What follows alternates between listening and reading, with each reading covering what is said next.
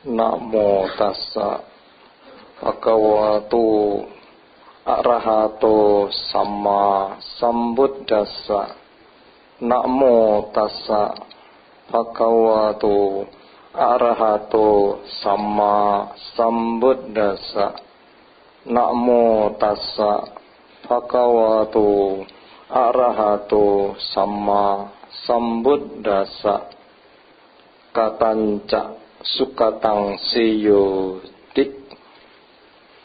Perbuatan baik lebih baik dilakukan atau lebih baik berbuat baik.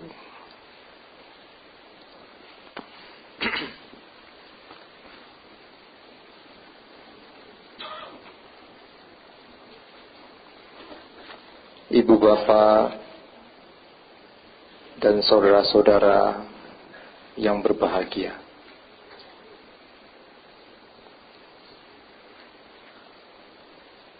merupakan suatu kebahagiaan hari ini ibu bapak dan saudara-saudara bisa hadir mengikuti puja bakti di wihara ini. Karena bisa mengikuti puja bakti, mau meluangkan waktu untuk datang ke wihara mengikuti puja bakti, ini merupakan suatu berkah kebahagiaan.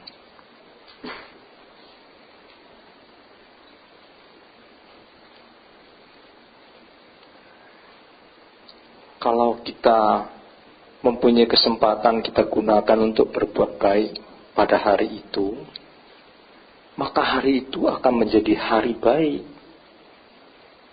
Kalau pada hari itu kita tidak berbuat baik, walaupun di kalender menurut sio, menurut perhitungan itu ada hari baik, bukan hari baik bagi kita. Kalau pada hari itu kita tidak berbuat baik, apalagi berbuat jahat. Topik ceramah pada pagi ini adalah kebajikan.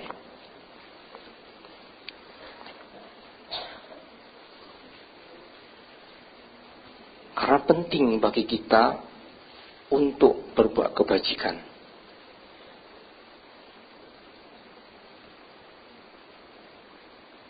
Ada dua hal. Hal yang pertama adalah yang disebut dengan sarana. Hal yang kedua adalah tujuan. Jadi kita berbuat kebajikan itu ada tujuan. Kita belajar dhamma, dhamma itu menjadi sarana untuk mencapai tujuan.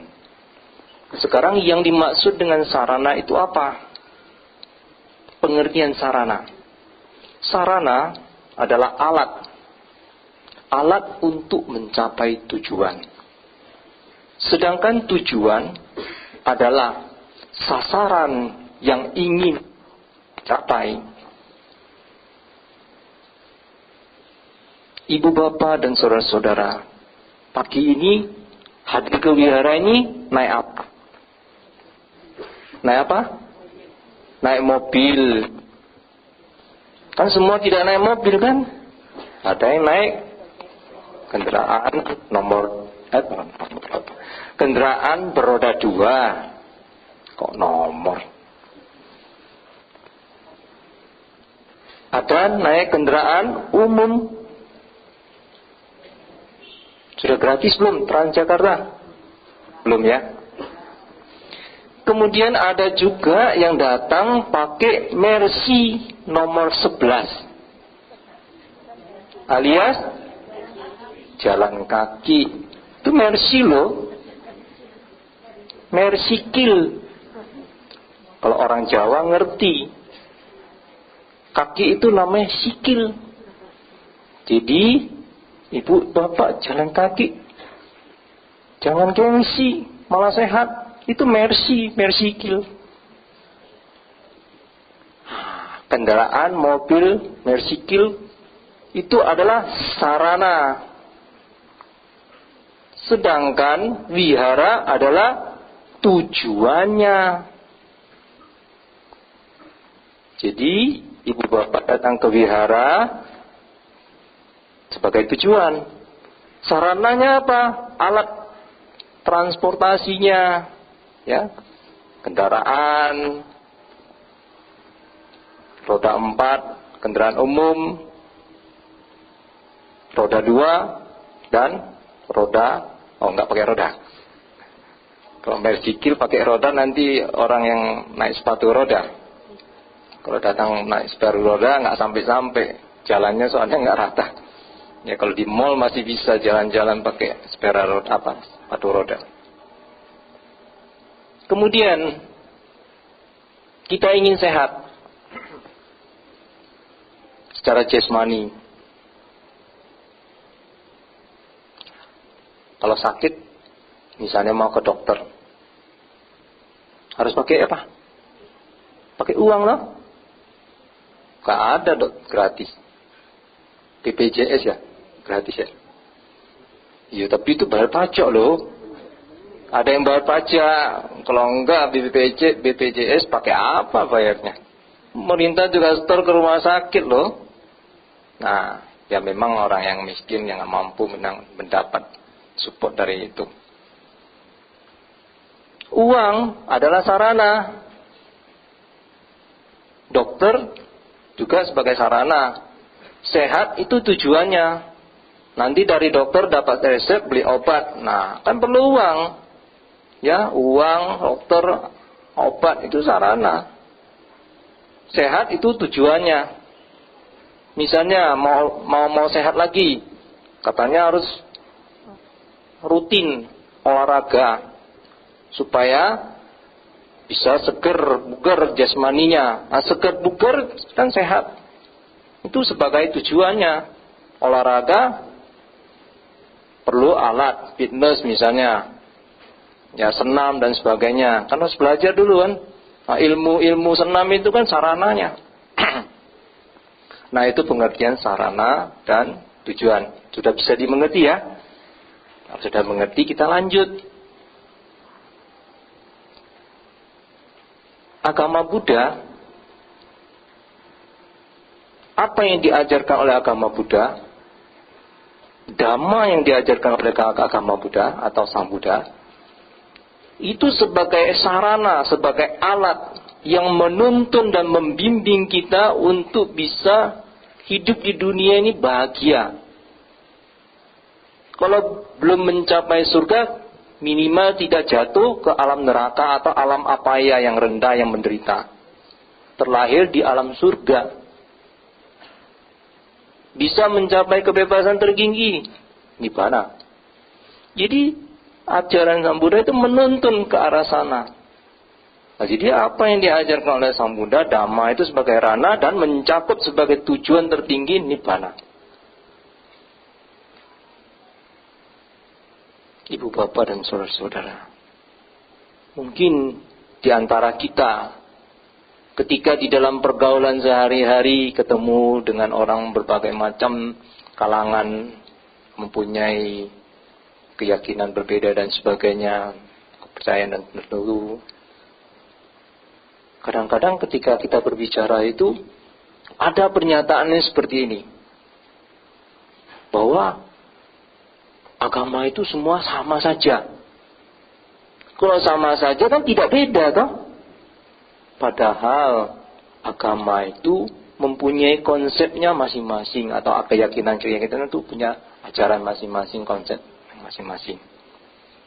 Sehingga agak ya tidak salah sama sekali sih sebenarnya. Memang ada hal-hal tertentu ya yang bisa disamakan, tapi tidak bisa disamakan secara serampangan tanpa melalui penelitian dulu, tanpa mengecek dulu apa sebenarnya sama semua, kan tidak juga kan. Agama Buddha kan bukan made in Timur Tengah atau bukan made in yang mana-mana, kan made in India.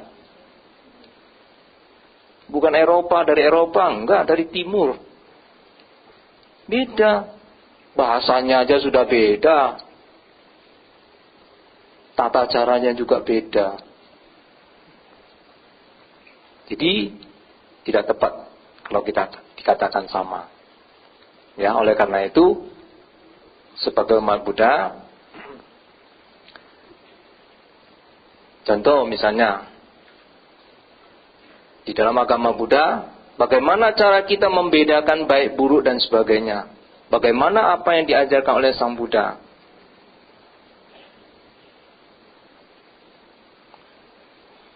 Kita akan membuat satu perbandingan. Misalnya ada kepercayaan tertentu. Apa yang sudah ditentukan oleh makhluk X misalnya. Ya mungkin orang barat bilang Mr. X. Ya, apa yang ditentukan oleh Mr. X itu sebagai benar, sebagai yang salah, sebagai yang buruk. Baik, buruk, benar, menurut Mr. X itu yang baik harus diturutin. Yang tidak baik dilarang melakukannya. Dan apa yang ditentukan itu sebagai benar, mutlak tidak boleh dipertanyakan. Kalau tidak nurut perintahnya, tidak mematuhi larangannya, ada ancamannya, ada ganjarannya. Bagaimana dengan agama Buddha? Agama Buddha mempunyai prinsip yang berbeda. Agama Buddha bukan menekankan pada harus patuh pada apa yang diajarkan oleh Sang Buddha, dan tidak ada perintah dari Sang Buddha, tidak ada larangan. Anda mau menjalankan sila, silakan. Hanya dianjurkan hindarin, nggak mau hindarin ya urusannya masing-masing. Tapi agama Buddha menekankan pada pengertian, pemahaman Dhamma. Nah, bagaimana supaya kita bisa mengetahui, membedakan, oh ini baik, ini buruk, dan ini benar.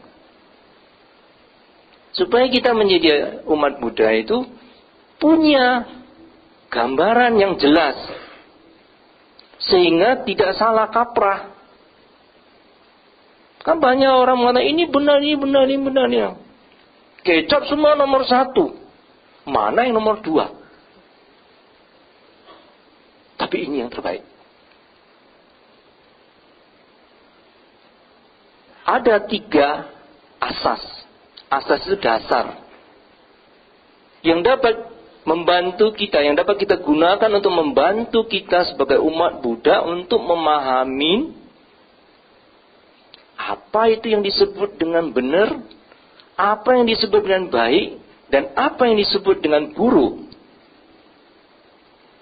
Supaya jelas.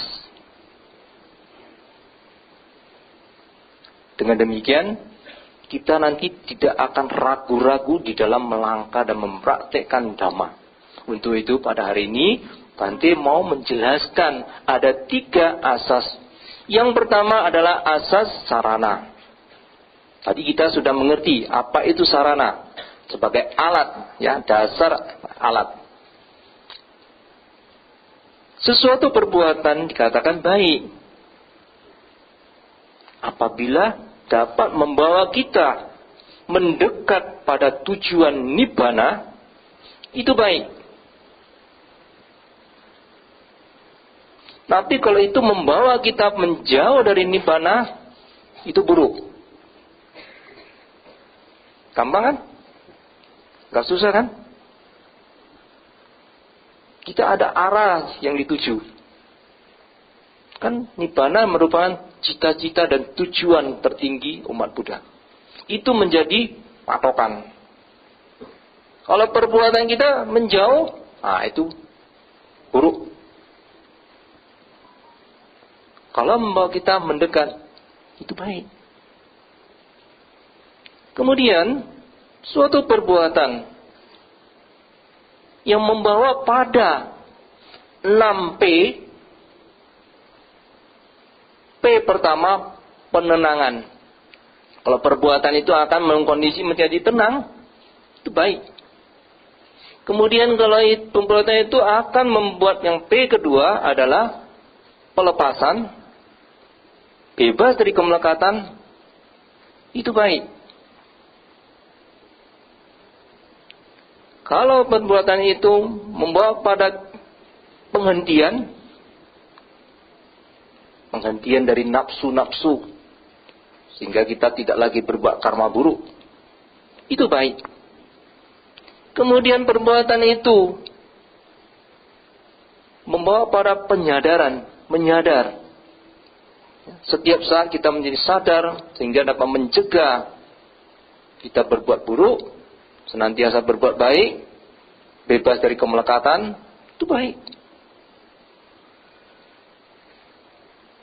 Kemudian dapat membawa pada timbulnya pengetahuan dhamma, bija, ya sinonimnya bisa bija, bukan awija. Nah, kalau awija bukan baik, bija pengetahuan, panya, ya kebijaksanaan yang muncul, itu baik. Akhirnya apa? Membawa P yang keenam adalah pembebasan.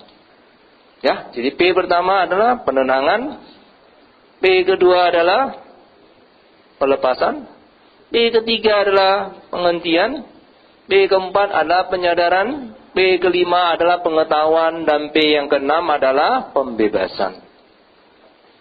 Kalau perbuatan itu membawa pada 6P itu baik. Paham? Gampang? Ingat aja 6P. Bukan pergi pulang, bukan. Ya. Bukan pergi pulang, pangan pulang kan gitu kan, bukan. Ya. Nah, kemudian perbuatan itu dapat atau membawa kita mengurangi apa? Mengurangi lobah, dosa dan moha. Keserakannya berkurang, kebenciannya berkurang, pandangan keliru atau kebodohan batinnya semakin berkurang. Artinya batinnya menjadi lebih terang, sehingga dapat melihat. Nah, kalau bisa mengurangi lobah, dosa dan moha, itu baik. Tetapi sebaliknya, kalau menambah dosa dan lobah, dosa dan moha, itu jelas bukan perbuatan baik.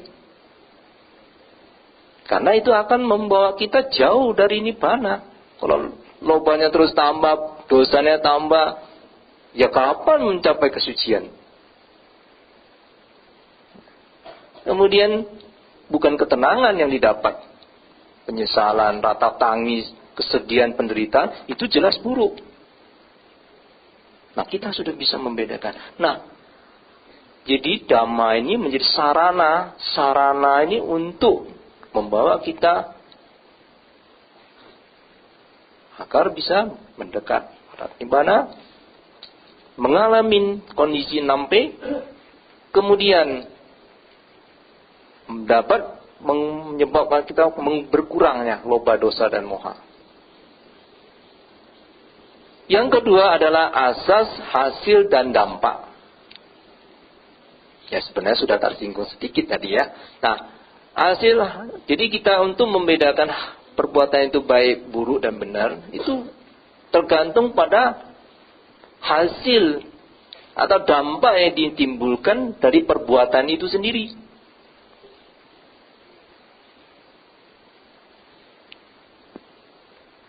Kalau perbuatan itu menimbulkan duka, kesedihan, ratap tangis, itu bukan baik. Sebaliknya, kalau tidak menimbulkan perbuatan itu, tidak menimbulkan penyesalan, kesedihan, itu adalah baik. Ya, jadi ditinjau dari hasilnya. Dasar hasil itu menentukan, oh ini baik, ini buruk, ini benar.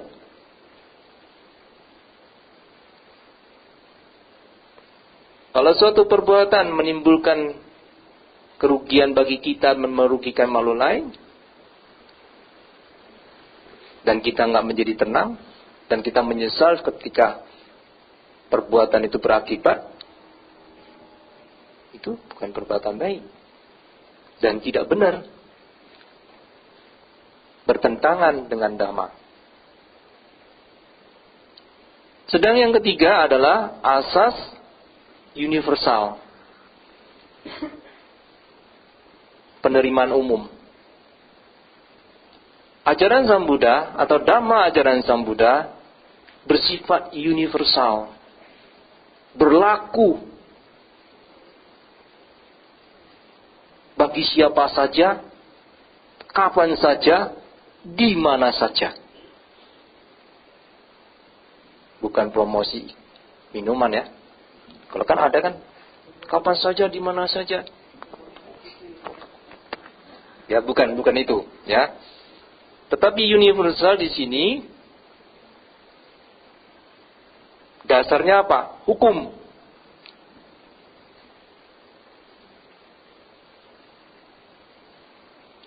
Sehingga sebagai umat Buddha,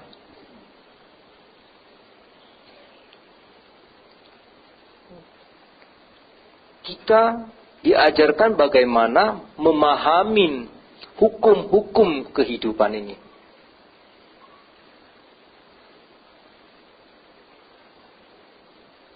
Apa yang disebut kebenaran?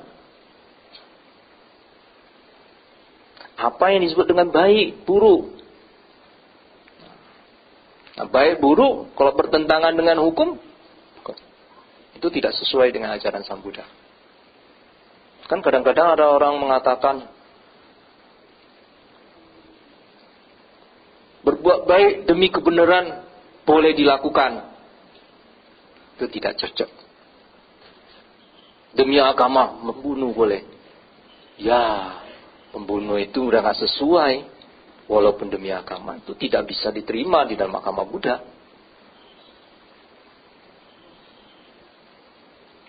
Mungkin baik bagi dia, tapi tidak benar kan bagi orang lain. Nah, contohnya apa? Di dalam ajaran agama Buddha, apa yang diajarkan oleh Sang Buddha itu, yang sesuai dengan hukum kebenaran itu, adalah bahwa apabila kita sendiri tidak ingin diperlakukan secara tidak baik ataupun yang tidak sesuai dengan keinginan kita, jangan lakukan kepada makhluk lain. Contohnya apa? Sila. Mengapa Sang Buddha menganjurkan kita untuk menjalankan sila, merawat sila, mempraktekkan sila di dalam kehidupan sehari-hari? Sangat logika apa yang diajarkan oleh Sang Buddha. Contoh, Pancasila. Menghindari pembunuhan. Mengapa nggak boleh? Kalau mau lakukan kan bisa saja kan. Tetapi pertanyaannya, maukah kita dibunuh? Tidak. Ya karena itu jangan lakukan pada makhluk. Maukah barang kita beri? Tidak mau. Jangan lakukan pada makhluk lain. Maukah pasangan kita berselingkuh? Kita bisa terima? Enggak toh. Ya jangan lakukan pada pasangannya. Setialah pada pasangannya. Sudah menjadi pilihan kok. Jangan waktu awal tuh. Oleh karena itu mencari pasangan, ketika sudah siap, harus bisa menerima kekurangannya dan kelebihannya. Jangan hanya kelebihan saja yang diterima, kekurangannya nggak mau. Nanti bisa nggak setia kalau tidak sesuai. Maukah kita dibohongin? Tidak mau. Jangan membohongin orang lain. Karena orang lain juga nggak suka dibohongin. Karena kita juga nggak suka. Sila kelima, minum minuman yang menyebabkan pembunuhan. Ya ini memang yang minum diri sendiri kan. Pakai uang sendiri, mau sendiri. Apa hubungannya dengan orang lain? Ada loh. Bapak ibu yang sudah punya pasangan, kalau suka minum-minum nanti kalau ketangkap, keluarganya kan ikut malu. Iya kan? Dan kalau orang suka mabuk, pasti nanti akan cenderung melanggar semua sila. Orang kalau sudah kesadaran, mengapa orang melakukan pelanggaran sila itu? Karena keawasannya menjadi, karena kesadarannya lemah, kan? Berarti kewaspadaannya menjadi menurun. Dia bisa mudah dipengaruhi, disuruh, diapa saja bisa. Karena kalau orang sudah mabuk, bisa. Makanya kadang-kadang ada polisi begitu nangkap orang yang melakukan kejahatan itu kan bau minuman keras. Ada yang memang sengaja minum sedikit, nanti kalau tangkap, saya nggak sadar saya mabuk melakukannya. Padahal minumnya cuma seloki, mabuknya sekampung kan. Ya, jadi ini azas yang universal. Semua makhluk mendambakan hal yang sama, yaitu ingin hidup bahagia, ingin dikasihin, ingin dicintain, bukan ingin disakitin. Nggak ada makhluk lain yang siapapun atau makhluk apapun, termasuk binatang juga. Kalau dia bisa ngomong, dia juga saya ingin hidup bahagia kok. Karena itu agama Buddha mengaku hindarin, ya, aku bertekad melatih diri menghindari membunuh semua makhluk atau makhluk hidup. Ya, makhluk hidup itu sudah cukup, nggak perlu pakai semua. Namanya makhluk hidup, pokoknya hidup itu ya makhluk. Kalau mayat enggak makhluk hidup.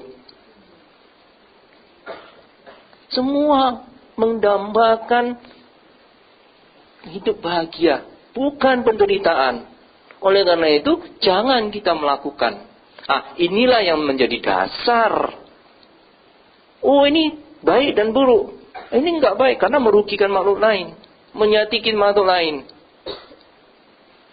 Kalau kita menyakiti makhluk lain, kita bahagia, itu tidak masuk perbuatan baik. Egois itu namanya. Menang sendiri, kita senang, dia susah. Coba kalau marah-marahin orang. Kadang-kadang kan orang punya pandangan yang keliru. Yang salah dianggap benar, yang buruk dianggap baik. Kalau kamu dimarahin atau disakitin dia, marah kembali. Kalau enggak, bodoh kamu. Jangan diam-diam aja, balas. Marah, balas dengan kemarahan. Kalau kita marah-marah, memang ya kadang supaya kamu marah-marah, supaya apa? Supaya lega, plong.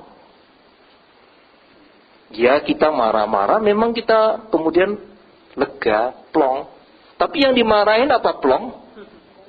Enggak toh? Itu persis kita itu ambil paku di kayu. Walaupun kita sudah minta maaf, kita cabut pakunya, berbekas toh? Kita plong, dia tidak plong.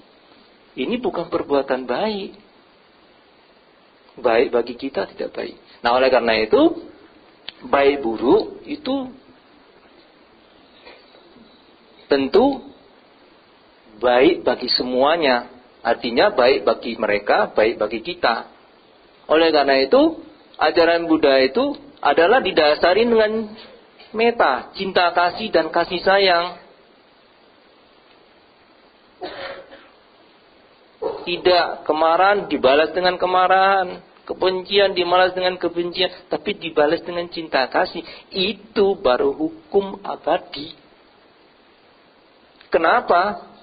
Di Dhammapada kan sudah dijelaskan oleh Sang Buddha bahwa kalau kebencian dibalas dengan kebencian tidak akan ada akhirnya, dan kedua belah pihak mengalami kerugian. Kita kalau marah-marah, kita berbuat karma buruk, itu buruk. Makin jauh dari nibbana apa makin dekat? Jelas, jauh. Karena itu dosa. Ya, kebencian. Nah, oleh karena itu kita harus berbuat sesuai dengan 3 asas itu. Maksudnya dari 3 asas itu kita dapat menilai mana yang baik dan buruk dan benar. Ya, sebagai kesimpulan,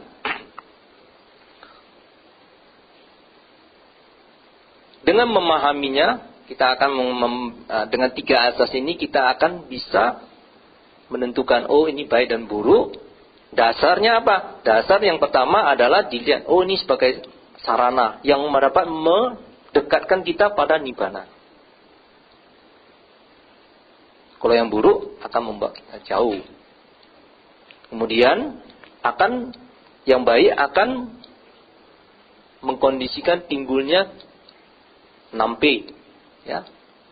Penenangan, penghentian, pelepasan, penyadaran, pengetahuan, dan pembebasan.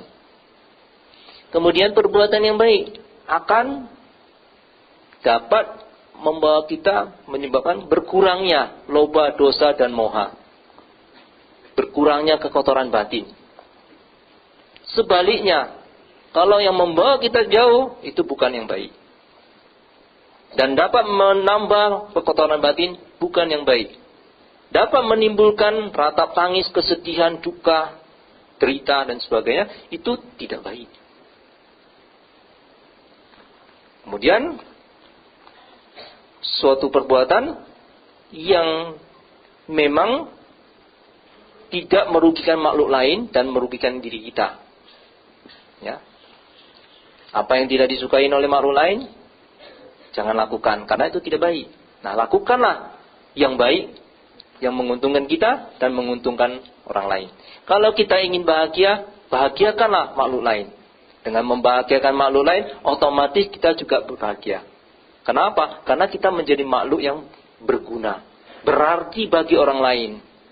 Ya. Dapat membawa berkah bagi orang lain. Dengan demikian, itu sama dengan menanam. Kalau kita menanam, kita akan petik apa yang kita tanam.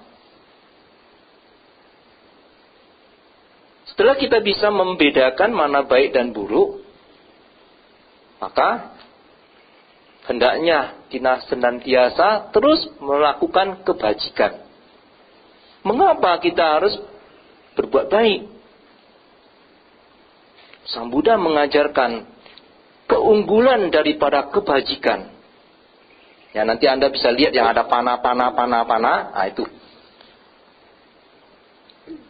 Untuk membedakan dan melihat mana yang lebih unggul, perbuatan baik atau perbuatan buruk, kita buat satu perbandingan. Suatu perbuatan yang buruk, akibatnya penyesalan. Stop. Dia tidak akan berkembang lagi. Kalau sudah berakibat, si pelaku akan menerima, akan mengalami namanya ratap tangis, kesedihan, penderitaan dan sebagainya.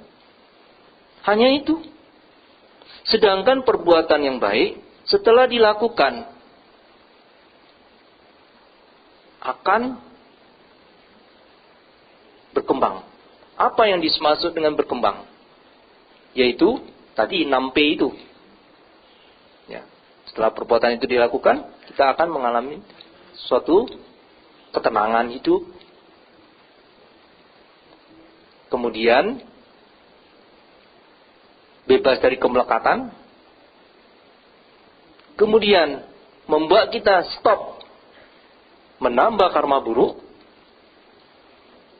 Membuat kita selalu iling dan waspada. Ingat dan waspada. Ya. Kalau bahasa Jawanya iling lang waspodo. Ya, selalu ingat dan waspada. Sadar.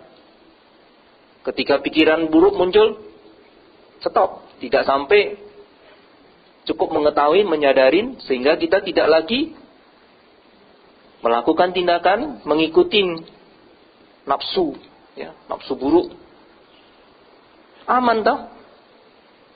Umumnya kan, karena kita tidak terlatih, kita tidak memahami dhamma, kita tidak mempraktekkan dhamma dengan baik, Ya begitu keinginan muncul ya diikutin.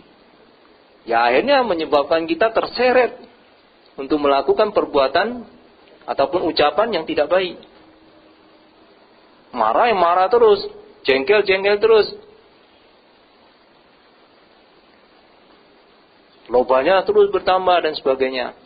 Karena nggak punya dasar pengertian yang baik dan tidak mempraktekkan, ya akhirnya ya karena tidak dilatih kesadarannya, ya kewaspadaannya kurang, akhirnya kita cenderung lengah, lalai, akhirnya keinginan itu semua diturutin.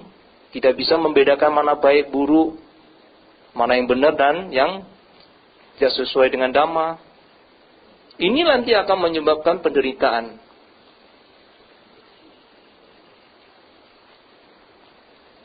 Dan suatu perbuatan baik setelah dilakukan akan menghantarkan kita mencapai kebebasan. Kalau sudah mencapai kebebasan, tidak ada lagi penderitaan. Itulah yang disebut kebahagiaan tertinggi. Mengapa? Mengapa kita itu menderita? Karena kita dilahirkan. Kalau kita tidak dilahirkan, enggak punya badan, enggak punya batin, apanya yang menderita? Kita bisa merasakan karena kita punya perasaan. Perasaan adalah salah satu unsur dari batin. Coba, kalau enggak punya kepala, bisa sakit kepala? Kalau ini kelapa mah enggak bisa sakit kepala. Kalau sakit, kalau kita mengerti, kita punya latihan yang baik, punya kesadaran yang baik, senyum-senyum, bukan penderitaan. Sakit kepala. Ini resikonya terlahir kembali. Punya kepala, bisa sakit kepala. Punya badan, bisa sakit badannya. Oleh karena itu, Sang Buddha, guru yang luar biasa, setelah menemukan jalan untuk mencapai kebebasan, merealisasi kebebasan, mengajarkan dhamma supaya kita juga, makhluk-makhluk lain juga mencapai kebebasan. Oleh karena itu, perbuatan baik harus dilakukan supaya menjadi bekal. Mumpung kita terlahir sebagai manusia, Sang Buddha mengatakan, "Kico manusa pati labo." Sungguh sulit untuk terlahir sebagai manusia. Ketika sudah terlahir sebagai manusia, itu merupakan kesempatan emas. Orang bule bilang golden opportunity. Kesempatan emas. Harus kita gunakan, dimanfaatkan kesempatan emas ini untuk belajar dhamma, memahami dhamma, sehingga dengan memahami kita bisa mempraktekkan dhamma sebaik-baiknya, sehingga karena kesempatan ini jangan sampai kita sia-siakan. Karena di zaman sekarang ini kan kita masih mengenal dhamma, dhamma masih ada, walaupun Sang Buddha sudah parinibbana, tetapi dhamma masih terlestarikan hingga saat ini. Buktinya biku kita tambah 9 orang. Kalau dhamma sudah nggak ada, kita sulit. Ini kesempatan emas. Mari kita praktek, manfaatkan kesempatan terlahir sebagai manusia ini, karena manusia ini adalah salah satu yang memungkinkan bahkan menjadi seorang sama Sang Buddha itu harus terlahir di dunia ini menjadi manusia.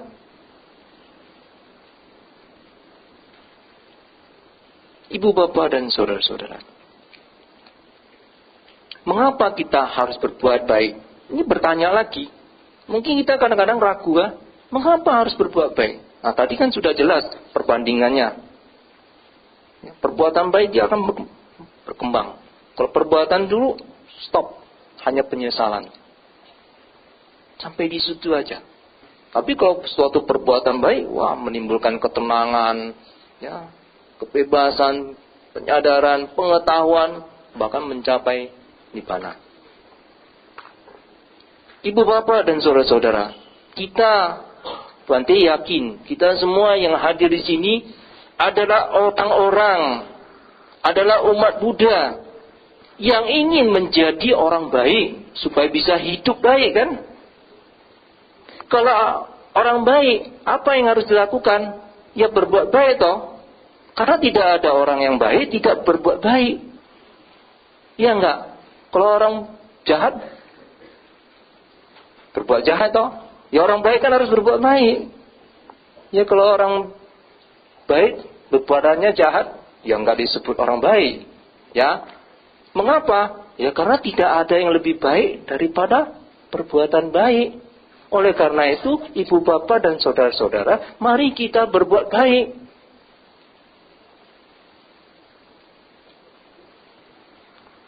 Supaya hidup kita menjadi baik.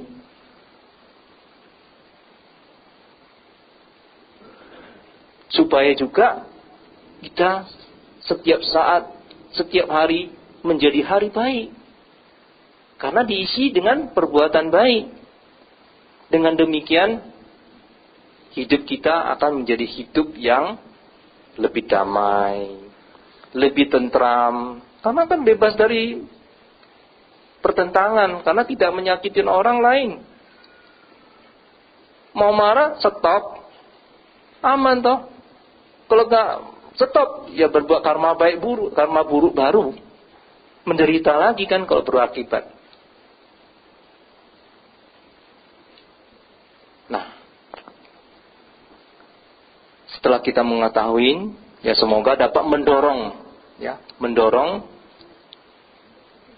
memotivasi kita untuk berbuat baik. Tentu perbuatan baik yang sesuai dhamma, berbuat baik yang didasari dengan pengertian benar. Artinya berbuat baik secara bijaksana. Ini sangat penting. Kalau kita tidak memahami dhamma, tidak mempunyai pengertian, berbuat baik tapi tidak mengerti, maka kualitas daripada perbuatan baik itu tidak tinggi nilainya. Contohnya apa? Kadang-kadang di sini sih dia tidak mengandalkan kantong dana. Ya, wihara-wihara tertentu kan ada yang pakai kotak, pakai kantong dana. Marilah kita berdana, berdana. Setelah itu ditanyain, tanya kepada tetangganya. Kenapa Anda berdana? Iya, sebelah saya berdana. Masa saya tidak berdana? Sungkan. Loh. Ini namanya berdana ikut-ikutan. Bukan pengertian. Kalau kita mengerti, pengertian dan berdana itu yang tertinggi adalah melepas. Ada orang yang keliru. Berdana tujuannya untuk mendapat. Dapat apa? Rezeki. Ya tapi kalau manusia biasa ya masih mengharapkan, ya tidak apa-apa, yang pengertiannya memang sampai di sana. Ya. Tetapi kalau pengertian tertinggi adalah latihan melepas.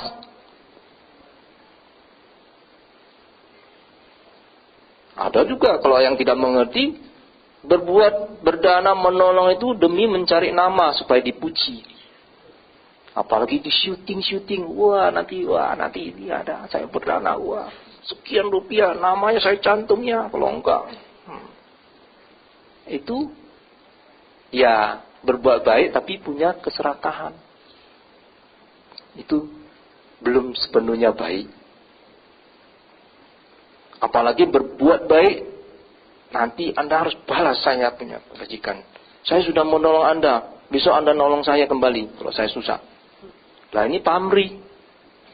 Nah sedangkan kalau kita mau berdana, berbuat baik, disertai dengan cinta kasih, ketulusan, tidak mengharap kembali.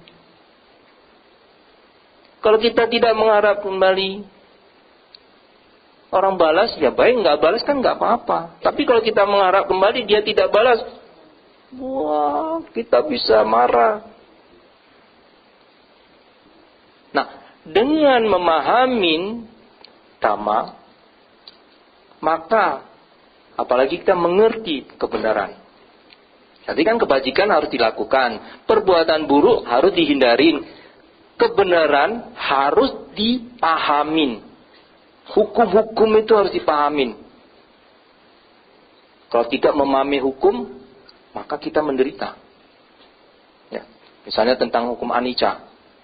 Seringkali kalau Banti bacain parita orang meninggal, nangis, sedih. Ada yang begitu nangis pingsan. Kenapa? Karena kekuatan melekatnya kepada seorang ibu yang tercinta. Ibunya sudah meninggal, itu sudah penderitaan. Tetapi tidak bisa menerima kenyataan sebagai kenyataan, perubahan sebagai perubahan, itu kan anicca. Itu menderita. Membuat apa? Membuat penderitaan tambahan yang seharusnya tidak perlu. Kalau memahami dhamma. Kalau tidak memahami dhamma, itulah yang menyebabkan kita menderita. Tidak bisa menerima kenyataan sebagai kenyataan, tidak bisa menerima perubahan sebagai perubahan, maka perubahan akan menjadi penderitaan. Tetapi kalau kita memahami dhamma, memahami hukum-hukum kehidupan ini, kita bisa membedakan mana yang benar, mana yang buruk, dan mana yang benar, maka kita akan bisa menghadapi hidup dan kehidupan ini dengan seimbang. Ketika kita bisa menerima perubahan sebagai perubahan, kenyataan sebagai kenyataan, maka di sana tidak ada penderitaan. Perubahan adalah perubahan. Kita memahami perubahan adalah perubahan. Perubahan bukan penderitaan. Kalau memahami, orang bisa menerima sama tidak menerima beda jauh. Kalau kita bisa memahami, ketika disakitin orang, senyum-senyum, malah mengucapkan terima kasih. Tapi jangan ngomong di depan orang itu. Dalam hati, terima kasih Anda telah mengkondisikan karma baik saya berbuah. Kalau karma baik kita berbuah, berarti hutang kita seperti hutang. Hutang kita berkurang. Kalau hutang kita berkurang, mestinya kita bahagia kan? Apa menderita? Mau nambah lagi? Kan enggak toh? Nah, karena apa? Kita memahami. Dengan demikian kita bisa menerima. Orang yang tidak bisa menerima, balas. Bisa menerima kepergian orang yang kita cintain, karena kita mengetahui bahwa semua itu anicca. Cepat atau lambat, kita juga akan berpisah. Ada apa? Kita melekatin. Toh kita lekatin, nangis sampai berember-ember mata airnya, orang yang meninggal nggak bakalan hidup kembali. Jadi kadang-kadang maaf ya, kita ini kadang-kadang tidak sadar. Ya maaf kalau masih nangis-nangis, kita tidak sadar, kita sebenarnya alias BODHO. Itu kebodohan batin, bukan bodoh karena nggak mengerti tulis dan baca. Batin, kemelekatan. Kita belum bisa melepas. Karena kita tidak mempunyai praktek yang baik, sehingga tidak memahami dhamma, ya akhirnya itulah yang akan kita alami. Oleh karena itu, sekali lagi, apa yang sudah kita pahamin, kita yakinkan itu sebagai baik, buruk, dan benar. Jangan hanya berhenti pada keyakinan. Tetapi sebelum kita mewujudkan apa yang kita yakinin, setelah kita periksa ini benar, baik dan sebagainya, apa yang diajarkan oleh Sang Buddha tidak bertentangan dan sesuai, mari kita wujudkan menjadi praktek. Dengan praktek itulah nanti kita akan merasakan hasilnya. Belajar agama bukan hanya untuk sekedar wacana kan, untuk dipraktikkan. Oleh karena itu, praktek berdana, melaksanakan sila, meditasi. Ini meditasi yang paling jarang umat Buddha. Kalau puja bakti seperti ini, banyak kalau meditasi, pas hari coblos, cuma 11 orang, 10-an. Pada meditasi itu, salah satu ajaran Sang Buddha yang nilainya luhur, yang dapat memberi manfaat yang luar biasa besar. Kalau Bapak Ibu sebagai umat Buddha hari ini tidak mempraktekkan meditasi, maaf mungkin Bante mengatakan Bapak Ibu telah menyia-nyiakan seumur hidupnya. Benar. Hari ini orang yang berkeyakinan lain dan di negara-negara barat itu tertarik untuk praktek meditasi. Umat Buddha yang punya ajaran meditasi malah tidak meditasi. Ada yang cuma setahun sekali. Saat apa? Detik-detik Waisak. Ada cuma seminggu sekali pada saat puja bakti. Ada yang seminggu 2 kali puja bakti plus hari biasa. Di sini kan Rabu, Jumat, Kamis. Rabu, Kamis, Jumat 3 hari. Kalau dia cuma datang sekali, minggu, terus latihan 1 kali, berarti 1 minggu 2 kali. Padahal meditasi itu harus dipraktekkan setiap hari. Pagi dan malam sebelum tidur. Praktekkanlah itu, nanti akan memberi manfaat. Jangan nanti kalau sudah kena masalah, aduh Bante, begini begitu, aduh saya susah gini. Tetapi sudah mengerti ajaran Sang Buddha tapi tidak praktek. Bagaimana? Karena teori itu tidak cukup. Ada manfaat tapi tidak besar. Karena kita tidak mempraktek. Bagaimana mau meningkatkan kekuatan keyakinan kalau kita tidak membuktikannya? Coba dipraktekkan. Dengan dipraktekkan nanti kita akan merasa, oh iya, betul apa yang diajarkan Sang Buddha. Saya tidak ragu, maju terus praktek. Semakin dipraktekkan, semakin nanti bisa seperti Bante, gundul pakai jubah. Loh iya toh. Ini kan juga ingin bebas dari penderitaan. Semua kan, walaupun sudah berumah tangga, yang penting kan suami istri bisa function beres. Ya, ada yang mau function nanti daftar jadi samanera. Anaknya juga, jangan anak orang aja disuruh function. Ayo anakmu itu jadi biku. Anaknya sendiri gak mau dilepas. Gak sesuai. Ya, saya kira sudah cukup panjang lebar. Ya, semoga apa yang disampaikan ini dapat dipahamin. Ya, terus berbuat baik. Ya, terus supaya kehidupan kita penuh dengan berkah. Kalau berkah kita banyak, hidup kita menjadi lancar. Ya, batinnya sehat, panjang umur, panjang rezeki. Semoga tercapai apa yang dicita-citakan. Sabi sata bawantu suki tata. Semoga semua makhluk berbahagia.